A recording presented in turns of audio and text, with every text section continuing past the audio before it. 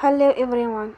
Today we will talk about how to fix the app of WordPress. We will go to settings. Then we click on apps.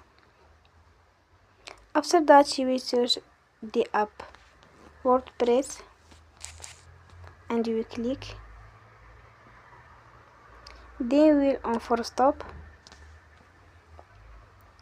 After that you will go to storage. Then we click on clear cache.